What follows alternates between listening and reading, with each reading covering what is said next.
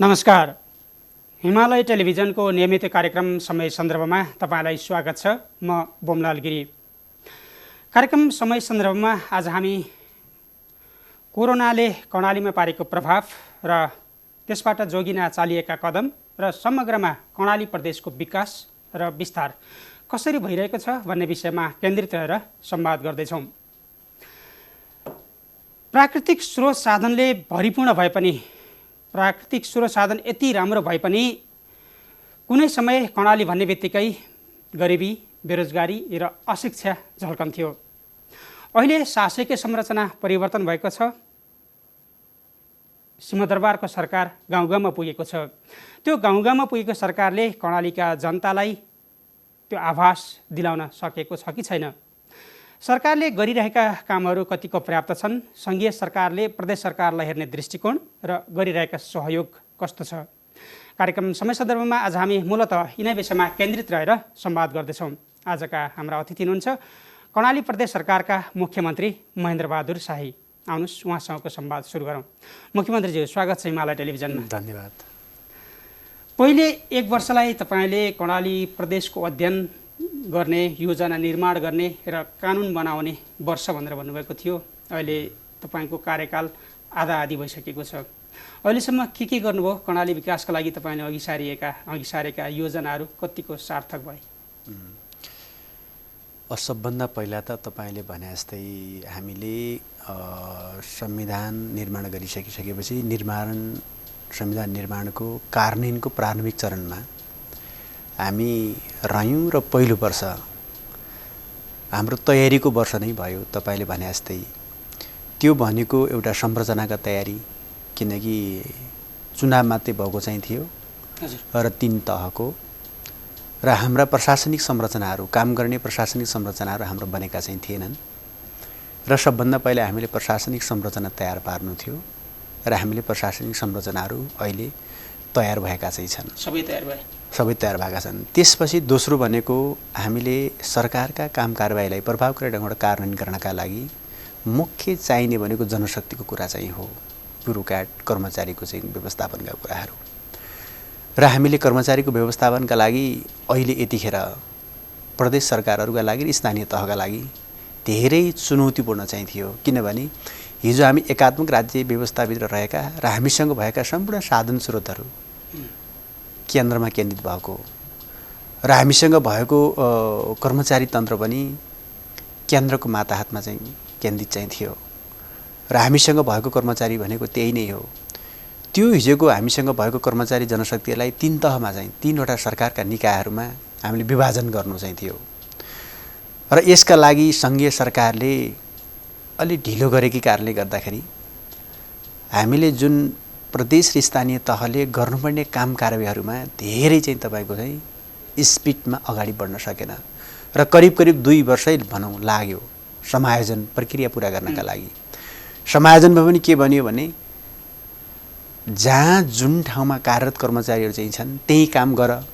स्थानीय तहमा रहेका, हिजो स्थानीय तह चाहिँ थियो, स्थानीय निकाय तल चाहिँ थियो, त्यहाँ कार्यरत कर्मचारीहरू स्थानीय सरकारको माताहतमा जाने र हिजो जुन प्रदेशमा खटिएका कर्मचारीहरू चाहिँ थिए ती तत्कालका लागि त्यही प्रदेशमा चाहिँ जोडिएर काम गर्ने, प्रदेशको माताहतमा रहेर काम गर्ने भन्ने कुराको सैद्धान्तिक निर्णय गरिदिएको भए र हामी सरकार गठन भएको भोलिपल्टबाट कामलाई चाहिँ गति लिन सक्छौँ।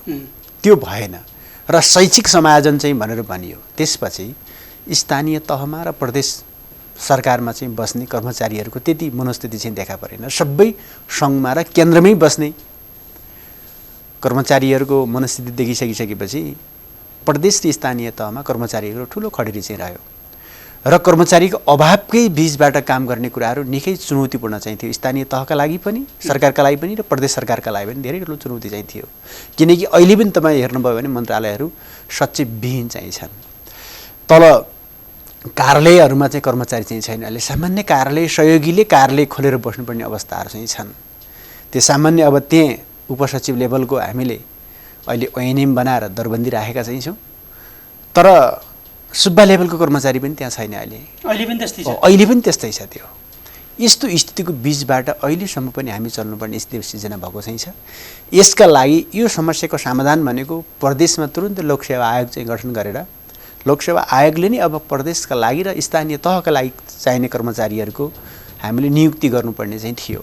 यसले गर्दा अझै छिटो चाहिँ हुन्थ्यो। तर यो पनि केही विषयहरू छन् अहिले जो हामीले कानुनको कुरा जो गऱ्यौँ, कानुन नबनाएर कुनै पनि कामहरू अगाडि बढाउन हाम्रो लागि चुनौतीपूर्ण नै हुन्छ, गाह्रो नै हुन्छ। यसका लागि केही एकल अधिकारभित्रका कुराहरू चाहिँ छन् जो एकल अधिकारका क्षेत्रभित्र रहेका कानुन निर्माण गर्ने प्रक्रियामा प्रदेश सरकारले कानुन बनाइसकेको चाहिँ छ र कतिपय साझा अधिकारका कुराहरू चाहिँ छन्। स्थानीय तह र प्रदेश बीचको साझा छ। स्थानीय तह र प्रदेश बीचको साझा अधिकारका कानुनहरू चाहिँ हामीले बनाइसकेका चाहिँ छौँ र कतिपय माथि सङ्घ र चाहिँ प्रदेश बीचको साझा अधिकारका चाहिँ क्षेत्रका कानुनहरू निर्माण गर्ने कुरा चाहिँ छ र त्यो सङ्घले कानुन नबनाएसम्म प्रदेशले कानुन बनाउन हामीलाई गाह्रो हुन्छ फेरि थियो, किनकि भोलि बाजिने खतरा चाहिँ हुन्छ। त्यसो भए हुनाले अहिले सङ्घले कानुन नबनाएकै कारणले गर्दाखेरिमा प्रदेशमा हामीले कानुन बनाउन सकेका छैनौँ। जस्तै भएन अहिले हामीले कर्मचारी भर्ना गर्नका लागि निजामती ऐन चाहिन्छ। निजामती ऐन सङ्घीय सरकारले बनाएको चाहिँ छैन। सङ्घीय सरकारले निजामती ऐन नबनाएर हामीले ऐन बनाउन सक्दैनौँ। हामीले ऐन नभएसम्म कर्मचारी भर्ना गर्न सकिँदैन भने यो प्रकारका केही अप्ठ्याराहरू पनि अझै पनि विद्यमान चाहिँ छन् हाम्रो अगाडि। यसको पनि हामीले समाधान चाहिँ गर्नु चाहिँ छ। निकै नौलो अभ्यास थियो। हामी 2.5 वर्ष पनि पार गर्दैछौँ। सुरुमा भौतिक संरचना थिएन, कर्मचारी थिएन, कानुन थिएनन्। अहिलेसम्मको अवस्था पनि त्यही हो भनेको हामी तपाईँ सुरुमा जहाँ हुनुहुन्थ्यो अहिले पनि त्यही अवस्थामा हुनुहुन्छ, यो त होइन होला? अब यो त मैले भन्ने भन्दा पनि अब तपाईँहरूले कसरी हेर्नुभयो भन्ने कुरा, यो त कोही भित्त गोप्य रहने कुरा चाहिँ होइन। जस्तै कि मानिलिनु मैले प्रदेश सरकार गठन भएको पहिलो दिन मैले शपथ ग्रहण चाहिँ गरेँ। मैले शपथ ग्रहण गर्दाखेरिमा मेरो कर्मचारी चाहिँ थिएन, त्यहाँ सचिव पनि थिएन। शपथ ग्रहण गराइसकेपछि पदभार ग्रहण गर्ने क्षेत्रीय प्रशासन म भन्दैछु हामी त त्यो ठाउँमा थियौँ नि, हामी त हिजो त्यो ठाउँमा थियौँ नि। हामीले त्यो ठाउँबाट अहिले हामी कहाँ भन्नुहुन्छ भने कर्णाली प्रदेश सरकारका आफ्ना प्रशासनिक संरचनाहरू हामीले बनायौँ हैन। सबै ठाउँहरूमा हामीले आवश्यक प्रशासनिक संरचना हामीले बनायौँ। त्यसका लागि चाहिने आवश्यक हामीसँग न्यूनतम जनशक्तिको व्यवस्थापन पनि हामीले गऱ्यौँ नि त। त्यसपछि हामीले चाहिने आवश्यक कानुन पनि हामीले बनायौँ। हामीले बनाउन सक्ने र बनाउन मिल्ने कानुन पनि हामीले निर्माण चाहिँ गऱ्यौँ र त्यसपछि जनताको सेवाको कुरा जो चाहिँ हामीले पूर्वाधार क्षेत्रको विकासका बारेमा चाहिँ हामीले अहिले थुप्रै सडकहरू बनाएका चाहिँ छौँ, खानेपानी बनेको छ, सिँचाइ बनेको छ, भवनहरू बनेका चाहिँ छन्। पूर्वाधार क्षेत्रमा हामीले धेरै कामहरू चाहिँ अगाडि बढाएका चाहिँ छौँ। ती हामी बीचको थुप्रै जटिलताहरू चाहिँ हुँदाहुँदै थुप्रै अभावको बीचबाट पनि हामीले कर्मचारीको अभाव, दक्ष जनशक्तिको अभाव, हामीले प्राविधिक जनशक्तिको अभाव, बजेटको अभावको बीचबाट पनि हामीले आवश्यक कानुनको अभावको बीचबाट पनि हामीले पूर्वाधार कामहरूले अगाडि बढाएका चाहिँ छौँ भने त्यस्तै हामीले सामाजिक क्षेत्रका कामहरू पनि हामीले जस्तै कि कर्णालीमा हुने विभिन्न प्रकारका विभेदहरूका बारेमा यसको पनि कसरी अन्त्य गर्न सकिन्छ भनेर हामीले छोरी लक्षित कार्यक्रम हामीले बनाएका चाहिँ छौँ, दलित लक्षित कार्यक्रम बनाएका चाहिँ छौँ, महिला लक्षित कार्यक्रम चाहिँ बनाएका छौँ, विभिन्न परिवार लक्षित कार्यक्रम बनाएका छौँ। अब हाम्रो चाहिँ बुढाबाका वृद्धवृद्धीहरूको लक्षित हामीले कार्यक्रम बनाएका चाहिँ छौँ र त्यसै स्वास्थ्यको कुरा चाहिँ छ, शिक्षाको क्षेत्रका कुराहरू चाहिँ छन् भने कर्णाली प्रदेश सरकारले विगतभन्दा अहिले प्रदेश सरकार बनिसकिसकेपछि स्वाभाविक रूपमा जनताको नजिकको सरकार बनेको प्रदेश सरकार चाहिँ हो। प्रदेश सरकारबाट जनताको अपेक्षा धेरै माथि छ, धेरै बढी अपेक्षाहरू चाहिँ छन् र सबै जनताका अपेक्षा पुरा गर्न नसके आधारभूत जनताका अपेक्षाहरूको सम्बोधन चाहिँ प्रदेश सरकारले चाहिँ गरेको चाहिँ छ। मुख्यमन्त्री भइसकेपछि एउटा मार्गचित्र बनाउनु भएको थियो। त्यो मार्गचित्र अनुसार तपाईँले अघि सारेका कार्यक्रममा मात्र सीमित छन् अथवा त्यसले सार्थकता लिइरहेको छ, कति लिएको छ? तपाईँ आफै त्यो ठाउँमा बसेर हेर्दाखेरि यो आधा कार्यकालबाट तपाईँ कति सन्तुष्ट हुनुहुन्छ? कति काम गर्न सके जस्तो लाग्छ देश जनताको लागि? अहिले हामीले पहिलो पनि तपाईँले भने जस्तै हामीले घोषणा नै गऱ्यौँ र हामीले हाम्रो सरकार गठन भइसकेपछि सरकारको कार्यकालभित्रको समयमा हामीले के काम गर्ने भन्ने कुराको हामीले एउटा रोडम्याप तयार पार्यौँ र तपाईँले भने जस्तै सुरुको वर्ष हामीले के भन्यौँ भन्दाखेरिमा अध्ययन गर्ने, कर्णाली प्रदेशको अध्ययन गर्ने, अनुसन्धान चाहिँ गर्ने र त्यसपछि हामीले एउटा बृहत गुरुयोजना तयार पार्ने। हामीले हरेक सेक्टरका हरेक क्षेत्रहरूको तपाईँको गुरुयोजना हामीले तयार पार्ने र त्यसपछि आवश्यक कानुनहरू निर्माण गर्ने र हामीसँग चाहिने आवश्यक प्रशासनिक संरचनाहरू तयार पार्ने र हामीसँग चाहिने आवश्यक जनशक्ति व्यवस्थापन चाहिँ हामीले गर्ने भनेर हामीले पहिलो वर्ष हामीले राख्यौँ र त्यो वर्ष हामीले आधारभूत हामीले त्यो तयारी पुरा गऱ्यौँ। हामीले यता अनुसन्धानका कामहरू पनि हामीले पुरा गऱ्यौँ र अब हाम्रो काम गर्ने हामीले एउटा रोडम्याप एउटा गुरुयोजना पनि हामीले तयार चाहिँ पार्यौँ, तयार पार्यौँ हामीले। त्यसपछि अब हामीले चाहिँ आवश्यक संरचनाहरू चाहिँ हामीले बनायौँ। यहाँको जियोलोजी भूगोल जो चाहिँ भौगोलिक अवस्थालाई चाहिँ हेरेर सबै जिल्लाहरूमा प्रभावकारी काम कार्यान्वयन गर्नका लागि हामीसँग यो प्रकारको संरचनाहरू चाहिँ भयो भने हामीले काम गर्न सक्छौँ भन्ने कुराको एउटा निष्कर्ष निकालेर ती संरचना तयार। त्यसपछि हामीले के भन्यो भन्दा दोस्रो वर्ष आमा आइसक्यो भने भन्दाखेरिमा अब हामीले प्राथमिकरण चाहिँ हामीले गर्ने, हाम्रा जो समस्याहरू चाहिँ छन् यसको प्राथमिकरण गर्ने गर्दाखेरि दुईटा कुरालाई बढी हामीले हाइलाइट चाहिँ गऱ्यौँ। अघिल्लो वर्ष हामीले अघिल्लो दुईटा आर्थिक वर्षलाई हामीले चाहिँ हाइलाइट केमा गऱ्यौँ भन्दाखेरिमा कर्णाली प्रदेश पूर्वाधार विकासको क्षेत्रमा पछि परेको चाहिँ छ। अहिले पनि धेरै जिल्लामा अहिले पनि गाडी पुगेको चाहिँ छैन, धेरै जिल्लाहरूमा विद्युत लाइन पुगेको चाहिँ छैन। विकासको हिसाबले पूर्वाधारको क्षेत्रको हिसाबले हेर्ने हो भने कर्णाली प्रदेश पछाडि परेको छ र त्यसमा अहिलेको हाम्रो मुख्य टार्गेट भनेको पूर्वाधार विकास। त्यसभित्रको पनि पूर्वाधार विकासभित्र पनि कुन हो पूर्वाधार भन्दा पनि सडक पूर्वाधार हामीले भनेको र हामीसँग भएको बजेटलाई हामीले सडकमा केन्द्रित गऱ्यौँ र बढी हामीले सडक केन्द्रित गऱ्यौँ भने अहिले धेरै चाहिँ ठाउँहरूमा सडक हाम्रो बनेका चाहिँ छन्। हाम्रो टार्गेट भनेको जो राष्ट्रिय राजमार्ग भनेर सङ्घीय सरकारले घोषणा गरेका सडकहरू सङ्घले हेर्ने, सङ्घले त्यहाँ बजेट केन्द्रित गर्नुपर्छ। सङ्घले त्यो 2 लाख 3 लाख 4 लाख 5 लाखका साना त्यो वडा अध्यक्षले बनाए जस्ता सडक बनाउनु जरुरी छ। हामीले त्यही कुरा भनेका चाहिँ थियौँ।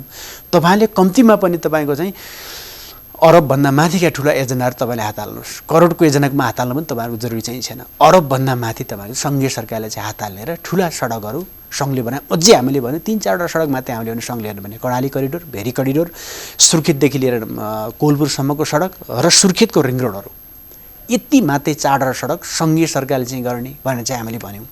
ती बाहेकका सडकहरू चाहिँ प्रदेश सरकारले चाहिँ गर्ने र साना ओल्लो वडाबाट पल्लो वडासम्म जोड्ने सडकहरू, साना सडकहरू चाहिँ स्थानीय तहले चाहिँ गर्ने। यो प्रकारबाट हामीले कार्यविभाजन सडकमा चाहिँ हामीले गरौँ भने चाहिँ हामीले भन्यौँ। तर सङ्घीय सरकारले के गर्नु हुन्छ भने एक वडाबाट अर्को वडामा, एक टोलबाट अर्को टोलमा जाने 5 लाख 6 लाख 7 लाख 8 लाख 9 लाख 10 लाख रुपियाँ पनि अहिले पनि फेरि सङ्घीय सरकारले सडकका लागि भनेर पैसा पठाएको चाहिँ छ। यो जरुरी चाहिँ थिएन। फेरि त्यो गर्नु भनेको तपाईँ भावनाको सम्बन्धन त होला, कोही माग्न आएका मान्छेले दिनुभयो होला, चित्त बुझाउनु भयो उहाँलाई, फेरि त्यो भावनाको सम्बन्धन भयो। तर भावनामा चाहिँ बगेर विकास चाहिँ हुँदैन। विकासका त हामीले एउटा प्राथमिक चाहिँ हामीले गरेर जाने हो भनेर त्यति बेला तपाईँले प्रस्ताव गरेको हो। त्यो कुरा चाहिँ सङ्घीय सरकारकै मातहत छ। अन्य सडक चाहिँ तपाईँको मातहत अथवा प्रदेशको मातहत हुँदा हुँदै पनि सङ्घले नै हस्तक्षेप गरिरहेछ। हो, गरिरहेछ। अहिले के भन्दा हामीले बजेट हाल्यौँ, सङ्घले पनि बजेट हाल्यो, त्यहाँ डुप्लिकेसन चाहिँ भयो। हामीले बजेट कतिपय ठाउँबाट झिक्नुपर्ने भयो। हामीले बजेट हामीले झिकिदियौँ। त्यसपछि हामीले सङ्घले नहाल्यो भने चाहिँ अहिले यसो हेर्ने हो भने तपाईँको सङ्घीय सरकारका योजनाहरू मात्रै हेर्नुभयो भने त तपाईँको कम्तीमा 2000-3-4 हजार चाहिँ तपाईँको सडकहरू चाहिँ कर्णाली प्रदेशमा मात्रै छन्। सङ्घीय सरकारका हेर्नुभयो भने रातो किताब तपाईँ चाहिँ हेर्नुभयो भने त्यति साना साना योजनाहरू पनि उसले हेरिसकेपछि त खासै भन्यो भने त प्रदेश र स्थानीय तहले सडक खोज्नुपर्ने त ठाउँै बाँकी छैन भने पनि हुन्छ।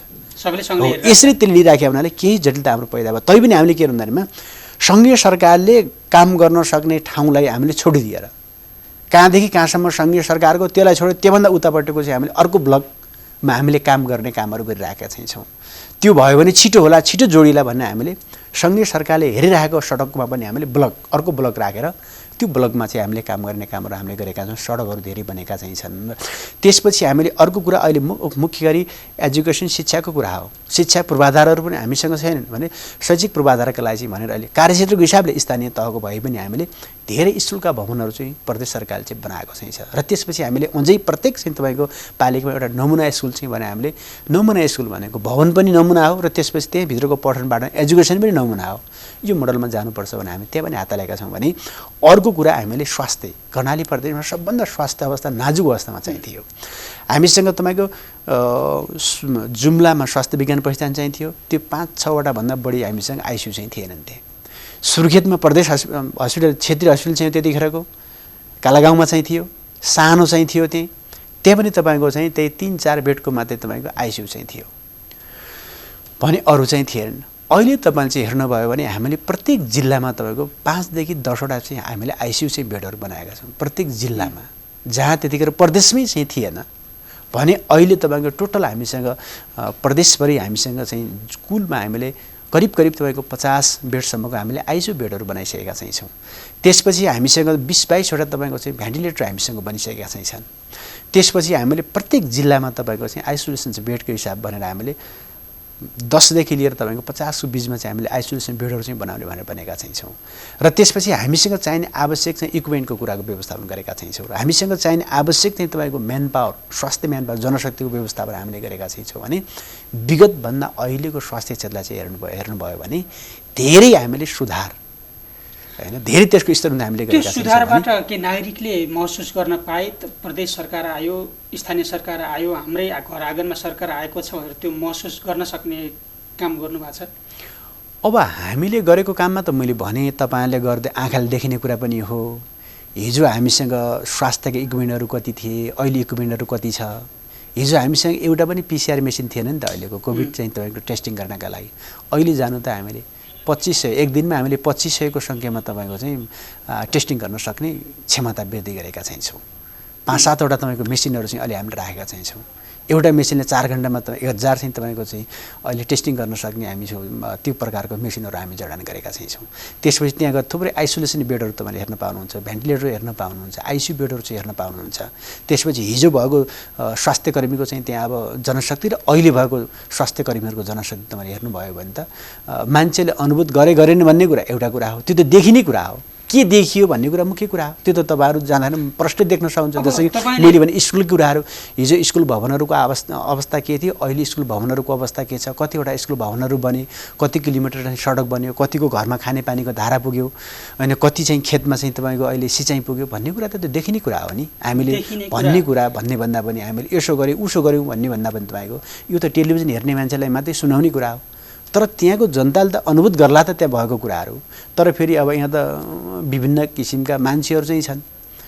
अब एउटा त तपाईँको प्रतिपक्षी मानसिकता भएको चाहिँ तपाईँको अब समाज नै छ। त्यसले गर्दा अब केही पनि भएन, केही पनि गरेन भनेर त भनिहाल्छ। अनि अब तपाईँले राम्रै गरेको छु भन्नुभयो, जति उदाहरणहरू दिनुभयो, सडकमा, पूर्वाधारमा, स्वास्थ्य शिक्षामा जति काम गरेको छु भनेर भन्नुभयो। तपाईँले त्यसो भनिरहँदा एउटा मुगुको अथवा कालीकोटको विकट गाउँको मान्छे स्वास्थ्य उपचारको लागि गाडीबाट जिल्ला सदरमुकाम अथवा प्रदेश राजधानीसम्म आउन सक्ने अवस्था बन्यो? अब त अहिले भने हुम्ला र मुगु जिल्लामै गाडी पुगेको छैन भने कसरी गाउँबाट तपाईँ गाडी चढेर तपाईँको चाहिँ अहिले हस्पिटल आउन सक्छ? त्यही त तपाईँले भौतिक पूर्वाधारमा त राम्रै काम गरेर देख्नुभयो भने त अब केन्द्रसँग समन्वय भएन पनि यसलाई पनि के हामीले भन्नु पर्यो बुझ्नु पर्यो हुनुहुन्छ भने नि हामीसँग बजेट कति छ, हामीसँग काम गर्ने क्षमता कति छ, काम गर्ने मान्छेहरू कति छन् भन्ने कुरा र कामको परिणाम आउने हो कि। अपेक्षा त हिजो मकैको दाना रोपेर भोलि बिहान मकैको कोठा पोलेर खाने वा उसिनेर खाने भन्ने अपेक्षा राख्दाखेरि त्यो सान्दर्भिक अपेक्षा हुन सक्छ। हो त्यसो भन्नाले पाउने गरी अथवा सरकार आयो भन्ने महसुस गर्ने गरी भएका काम के हुन् त? त्यहाँका स्थानीय विकट गाउँका मान्छेले के पाए? मैले भने जे कुरा मैले भने त्यो कुरा उनले पाए, जे कुरा मैले बोलिरहेको छु त्यो कुरा जनताले पाएका छैन। तर तपाईँले के भन्नु भइसकेपछि तपाईँले अब जिल्लामा भेन्टिलेटर सहितको हस्पिटल छन् बनाइयो भने हिजो जिल्लामै जस्तै मान्यो हुम्ला जिल्लामै थिएन त त्यतिखेर। हिजो जिल्ला सदरमुकाम हुम्लामा थिएन, जिल्ला सदरमुकाम मुगुमा थिएन। कति वर्ष लाग्छ नेपालगञ्ज आउनुपर्छ? कति वर्षपछि जनताले नेपालगञ्ज स्वास्थ्य शिक्षाको हिजो त्यहाँ भएको सामान्य बिरामीलाई पनि नेपालगञ्ज ल्याउनु पर्थ्यो। एउटा तपाईँको ब्लड टेस्ट गर्ने मेसिन पनि त्यहाँ थिएन, एउटा एक्सरे मेसिन पनि थिएन जिल्ला सदरमुकामहरूमा। एकजना त विशेषज्ञ सेवा एकजना त MBBS डाक्टर पनि जिल्ला सदरमुकाममा चाहिँ थिएन। अहिले जानुहोस् त विशेषज्ञ सेवा जिल्ला हस्पिटलमा चाहिँ दिएको चाहिँ छ त्यहाँ। अहिले सबै हाम्रो ल्याब सहितको एक्सरे मेसिनदेखि लिएर सबै कुराहरू जिल्लामा जोडिएको छ। कमीसँगको बिरामी भर्ना गर्ने ठाउँ चाहिँ थिएन तपाईँको। अरूभन्दा त सुत्केरी गराउनको लागि पनि निकै गाह्रो। सुत्केरी गराउन सके मान्छेहरू चाहिँ हामी तन्त्री ल्याउनु पर्ने अवस्था चाहिँ थिएन। जिल्लाको एउटा विकट भने त्यो त भयो भन्ने कुरा। अब अहिले तपाईँ भन्नुहुन्छ कि तपाईँ प्रत्येकको घरबाट तपाईँ कार चढेर अनि हस्पिटलमा चाहिँ बिरामी ल्याउन सकिने अवस्थाको विकास गर्नुभयो त? त्यो प्रकारको चमत्कार महेन्द्र साई मात्रै होइन, अर्को कोही आए पनि त्यो चमत्कार त दिन सक्दैन। रातारात एकै रात होइन, रातारात चमत्कार होस् त तपाईँबाट त्यो अपेक्षा होइन, तर आस्था हो। तर के पनि हो भनेपछि विकट गाउँका मान्छेले सहज तरिकाले उपचार गर्न पाउनको लागि अब जिल्ला सदरमुकामसम्म जान कति समय लाग्छ? हो त्यही अब आशावादी हुने भनेको त जस्तै मानिले म एउटा मात्र उदाहरण चाहिँ भन्छु तपाईँको, जुम्लामा सडक पुगिसकेपछि त मुगुको मान्छे आशावादी हुनु पऱ्यो नि त। जुम्लामा खनिएको सडक कसका लागि? मुगुका जनताको लागि भन्ने कुरा बुझ्नु पऱ्यो। मुगुमा यदि सडक खनिँदैछ भने त्यो हुम्लाका जनता आशावादी हुनु पऱ्यो क्या। त्यो सडक त मुगु पुग्छ नि त भोलि। तपाईँलाई फेरि तर एकैचोटि एकै राति तपाईँको मुगु हुम्ला र जुम्ला सबै एकै रात त तपाईँको सडक त बन्न सक्दैन फेरि। त्यसैले हामी आशावादी हुने भनेको के हो होइन मैले भने तपाईँ आफ्नो कामबाट मैले कति गर्न सकेँ अथवा मैले कति गर्न सकिनँ कि भन्ने तपाईँको समीक्षा त होला नि त, कति गर्न सक्नुभयो आफै कति सन्तुष्ट हुनुहुन्छ तपाईँ? समीक्षा चाहिँ छ। मैले भने तपाईँको हामी पूर्ण रूपमा सन्तुष्टि चाहिँ छैनौँ। जुन हाम्रो एउटा स्पिड चाहिँ थियो नि, हामीले यति समयभित्र यति काम चाहिँ हामीले सम्पन्न गरिसक्ने भन्ने हाम्रो एउटा लक्ष्य चाहिँ थियो।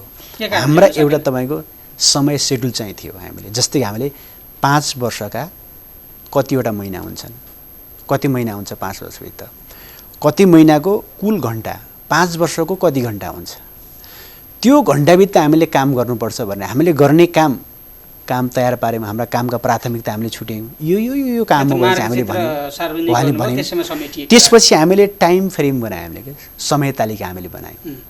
समय तालिकाको आधारमा हामीले काम गरेर जाने हामीले भन्यौँ। तर हामीले जुन समयभित्र जे काम चाहिँ हामीले सम्पन्न गर्ने टार्गेट गोल हाम्रो चाहिँ थियो नि, त्यो गोलमा हामी 100% हामी पुग्न सकेनौँ। हामी त्यो 100% पुगेनौँ। कतिपय गोलमा हामी 50 मा पुग्यौँ, कतिपय गोलमा हामी 40 मा पुग्यौँ, कतिपय गोल हामी 30 मा हामी पुग्यौँ, कतिपय मात्रै गोलमा हामी चाहिँ 80 सम्म हामी पुग्यौँ, 100 पुग्न सकेनौँ। त्यो नसक्नुका तपाईँले भने जस्तै कारण हाम्रो के हो भन्दा एउटा ठुलो भूगोल छ। हामीसँग प्रशासनिक काम गर्ने संरचनाहरू चाहिँ कम छन्, कम भए। जस्तै कि मानिलिउँ 2 जना इन्जिनियर हामीले खानेपानीको हुम्लामा पठायौँ भने हुम्लाका तपाईँको चाहिँ अब 8वटा पालिकाहरूमा जानका लागि तपाईँको कम्तीमा पनि हिँडेर जानुपर्छ। हिँड्दाखेरि उनीहरूलाई 7-8 दिन चाहिँ लाग्छ। एउटा गाउँबाट एउटा खानेपानीको मुहानमा पुग्नका लागि तपाईँको 1 दिन 2 दिन लाग्छ उनलाई फेरि। थियो भने सबै ठाउँमा खानेपानीको योजना जति बनायो त्यो सबै सर्वे गरेर आउनका लागि पनि उनीहरूले 5-6 महिना लाग्ने भयो भने काम गर्ने कुराको टाइमिङ हेर्दाखेरिमा त अझै बढी चाहिँ होला। भने एउटा भूगोल ठुलो हुनु, हामीसँग जनशक्ति चाहिँ कम हुनु, संरचना हाम्रा कम हुनु एक कारण।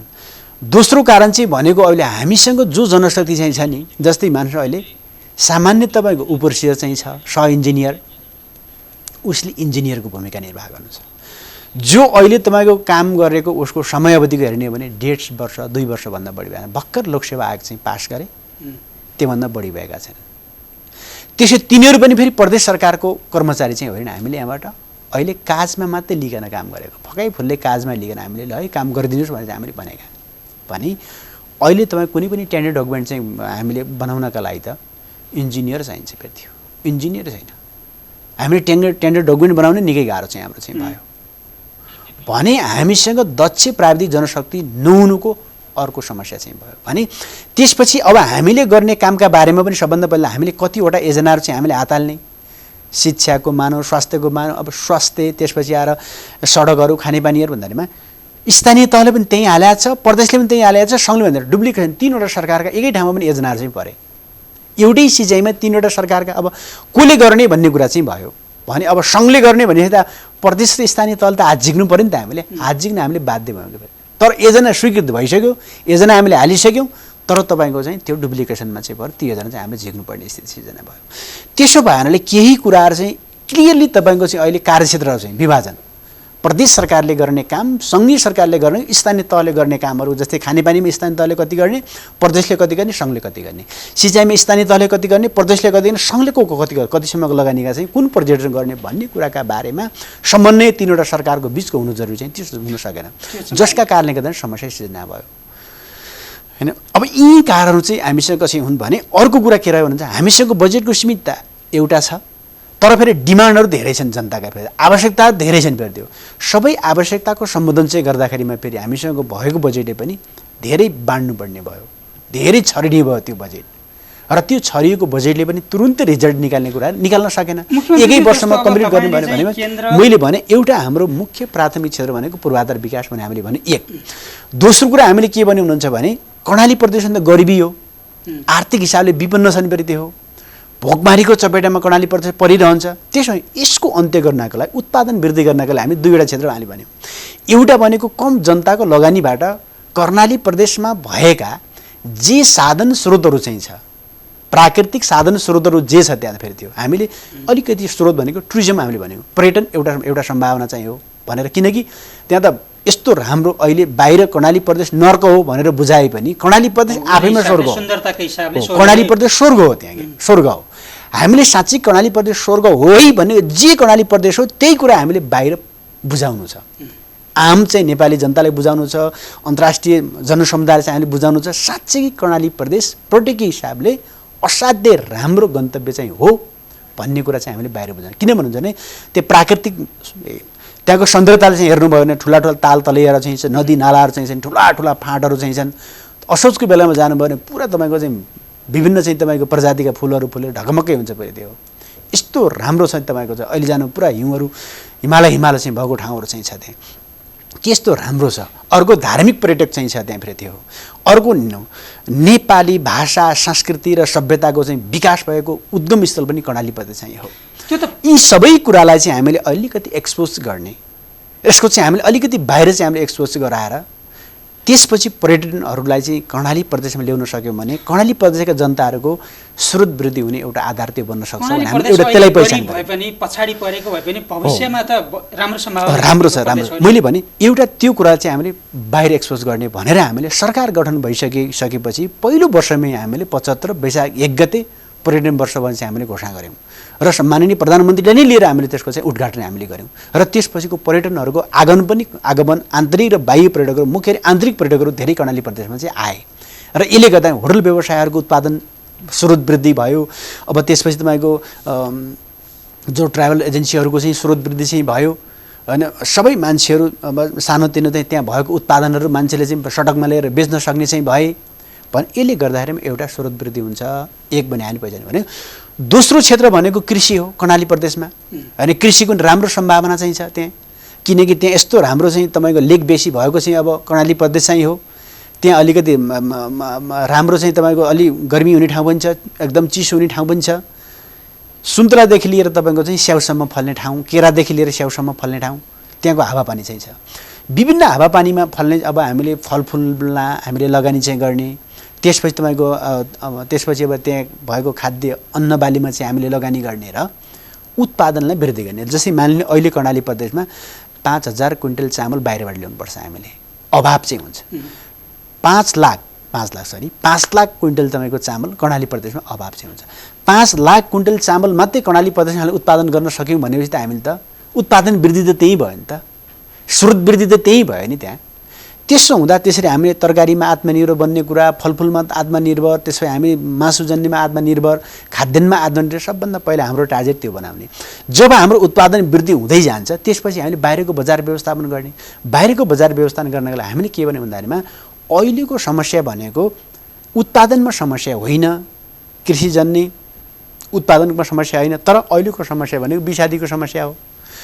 अब कर्णाली प्रदेशलाई अर्ग्यानिक प्रदेश बनाउन सकिन्छ किनकि तपाईँको खुला सिमानासँग जोडिएको भारतसँग जोडिएको चाहिँ सीमा नेपाल पनि होइन। हामीले त टोटल सिर्फ 2वटा नाका मात्रै छन् हाम्रो चाहिँ अहिले, 2वटा नाका मात्रै हो। एउटा भनेको कपुरकोटको नाका हो, अर्को बबईको नाका हो। बबई र कपुरकोटमा हामीले कडाई गर्न सक्यौँ भने हामीले बाहिरबाट अवैध विषादीहरू चाहिँ कर्णाली प्रदेशमा भित्राउन सकिँदैन। त्यो हामी टाइट गर्छौँ र त्यसपछि हामीले उत्पादन वृद्धि गर्ने भने अहिले हामीले धेरै दुध जन्ममा पनि केही उत्पादन वृद्धि गरेका छौँ। हामीले अहिले बाहिरबाट गाईहरू ल्याउने, भैँसीहरू ल्याउने र किसानलाई दिने कामहरू भएको चाहिँ छ।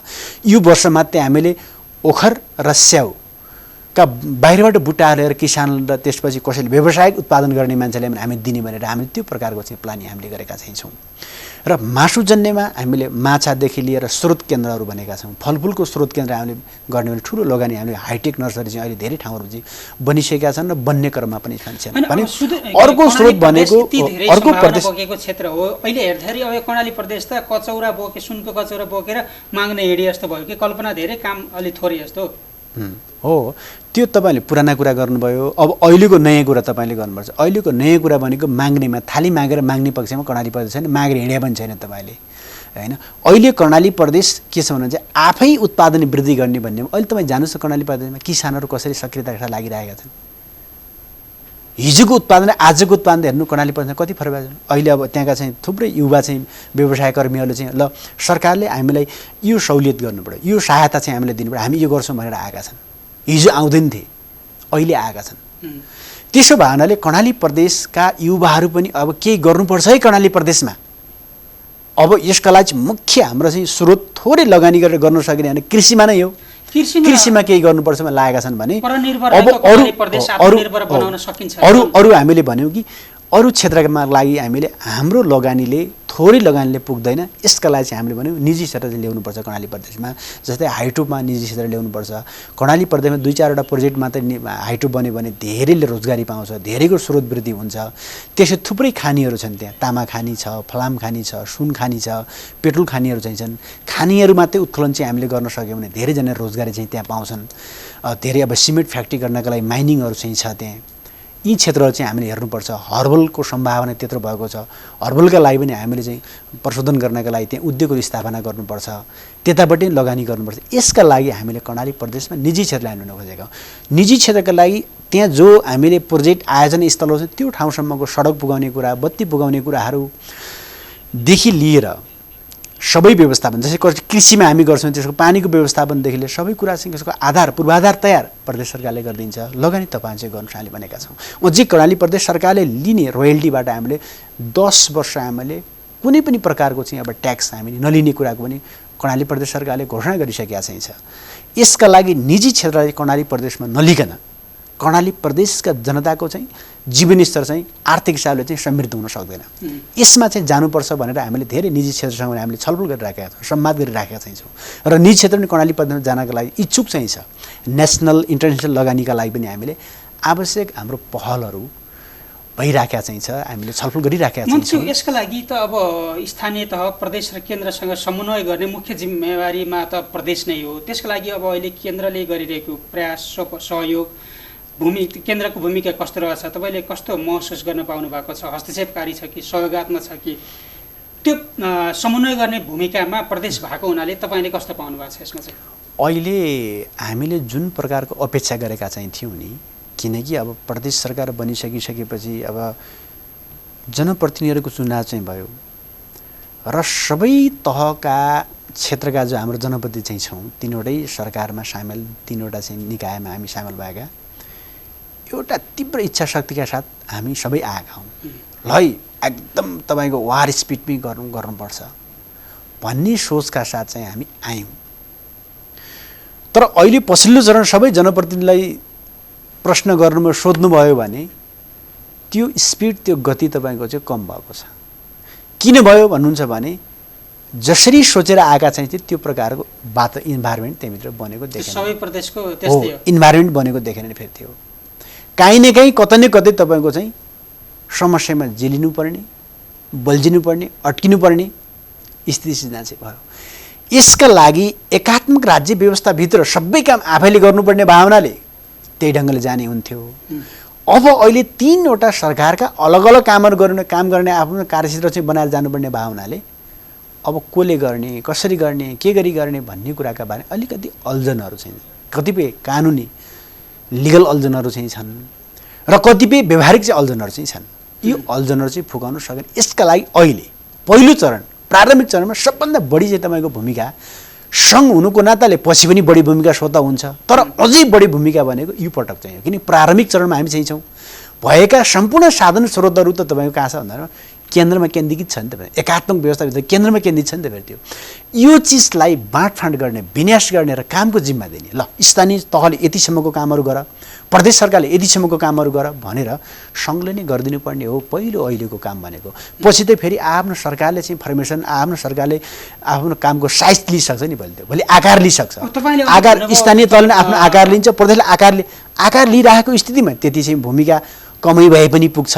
तर अहिले आकार नलिएको स्थितिमा आकार लिँदाखेरिमा त भूमिका सबभन्दा बढी सङ्घको चाहिँ हुनुपर्छ। तर अहिले सङ्घले जति समन्वयमा प्रभावकारी भूमिका निर्वाह गर्नुपर्थ्यो नि त्यो भूमिका पुरा गर्न सकेन।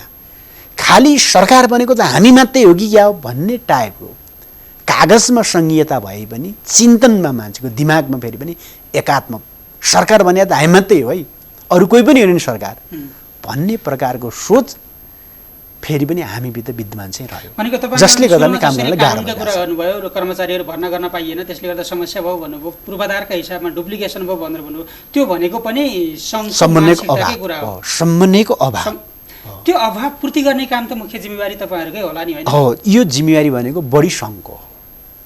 सङ्घले यतिसम्मका लगानी यतिसम्मको जस्तै मानौँ शिक्षा क्षेत्रमा यतिसम्मको लगानीका भवनहरू चाहिँ स्थानीय तहले गर्ने, यतिसम्मको चाहिँ प्रदेश यतिसम्मको केन्द्रले गर्ने भनौँ, अर्थात् माविसम्मको जिम्मेवारी संविधानमा स्थानीय तहले भन्दा माविसम्मको शिक्षा क्षेत्रका पूर्वाधारहरू स्थानीय तहले नै गर्ने भनेर बजेट आवश्यक बजेट व्यवस्थापन त त्यहाँ गर्नु। तर स्थानीय तहको हालत के छ भने अहिले एउटा प्राइभेट स्कुलको भवन बनाउन सक्ने बजेट स्थानीय तहसँग छैन।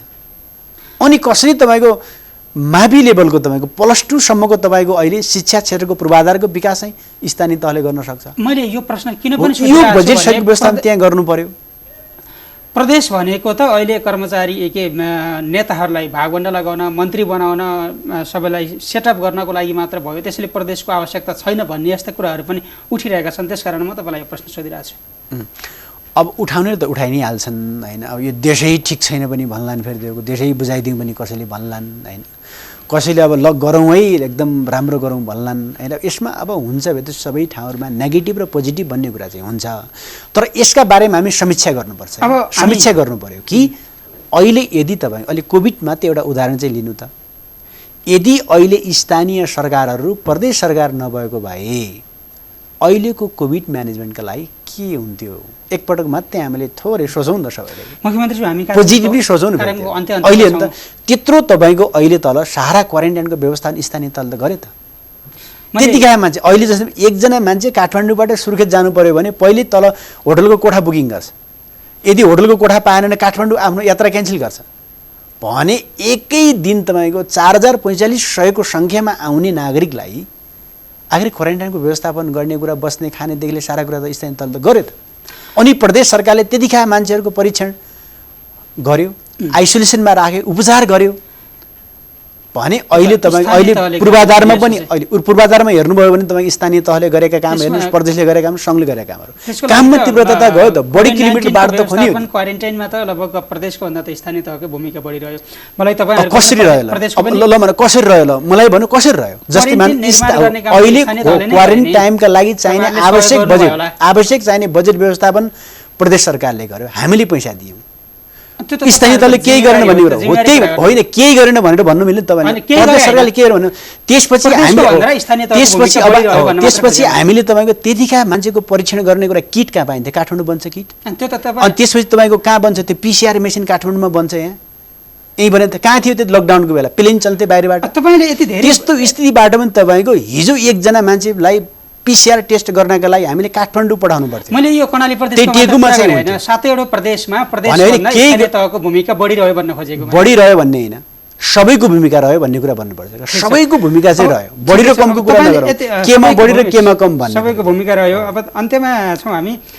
तपाईँले राम्रै काम गरेको बताइरहँदा तपाईँको प्रदेशमा अब सरकारमा रहेका मन्त्री बाहेक यो सरकारसँग कोही पनि सन्तुष्ट छैन, खुसी छैनन् भनेर तपाईँकै पार्टीका नेताले, तपाईँकै सांसदले भनिरहेका छन्। यसमा चाहिँ के भन्नुहुन्छ? अब त्यो अब सबै भने जम्मैको जिम्मा उहाँले लिनुभएको कुरा मलाई थाहा छैन। उहाँहरू खुसी हुनुहुन्न। जो व्यक्ति खुसी छैन भने चाहिँ आफ्नो कुरा हो नि, कि जनताको कुरा होइन। जनताको त जनताको जिब्रो आउँदैन, जनता बोल्न सक्दैन।